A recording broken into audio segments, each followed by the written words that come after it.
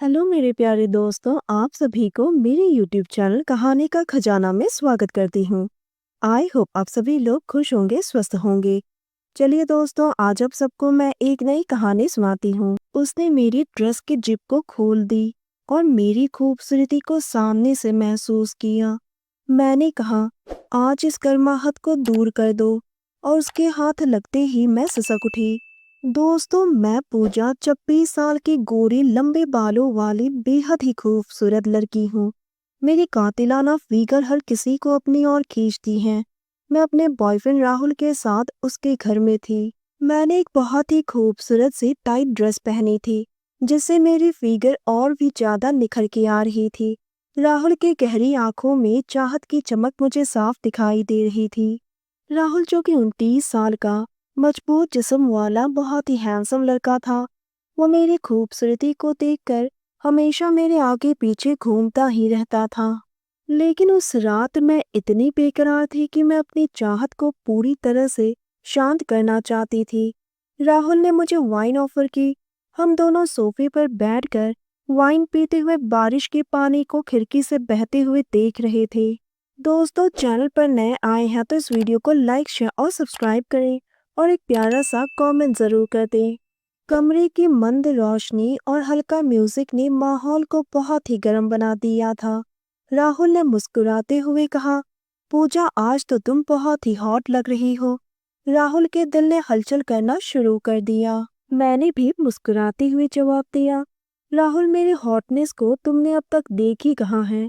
अगर इसे महसूस करना चाहते हो, देखना चाहते हो, तो मुझे खुश कर दो। मेरी बातों ने राहुल को और ललचा दिया और उसने मुझे खींचकर अपनी बाहों में भर लिया।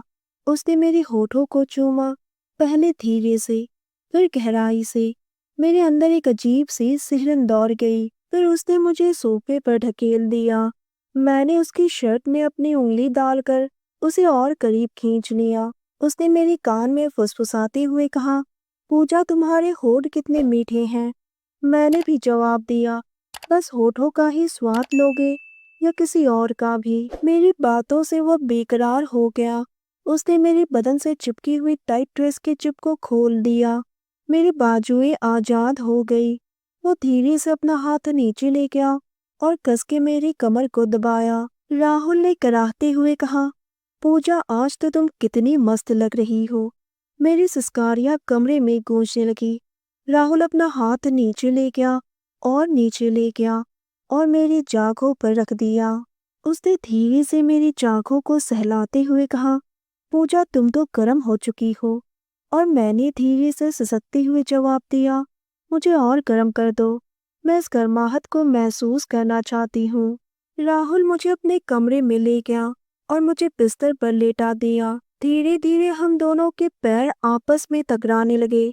मेरी गर्माहट अब और बढ़ रही थी। उसने फुसफुसाते हुए कहा, आज मैं तुम्हारी इस गर्माहट को दूर कर दूंगा। मैंने भी कराहते हुए कहा, मैं इस गर्माहट को कब से शांत करना चाहती थी। आज जाकर मौका मिला है। राहुल भी मेरी गर्माहट को इस कदर मिटाने लगा जैसे वो भी परसों से इंतजार कर रहा था। मैं उसकी छाती में दब रही थी। मेरे मुंह से हल्की सी चीख निकली क्योंकि राहुल ने और भी ज्यादा गर्माहट बिखेर दी। राहुल गहराई तक मेरी गर्माहट को मिटाने लगा। खिड़की से आती हुई हल्की हल्की ठंडी हवा में मेरी मीठी आवाज एक मधुर संगीत बन चुकी थी। आखिरकार बारिश की उस ठंडी रात ने हमारी गर्माहट को सुबह तक बरकरार रखा और मुझे तृप्त कर दिया।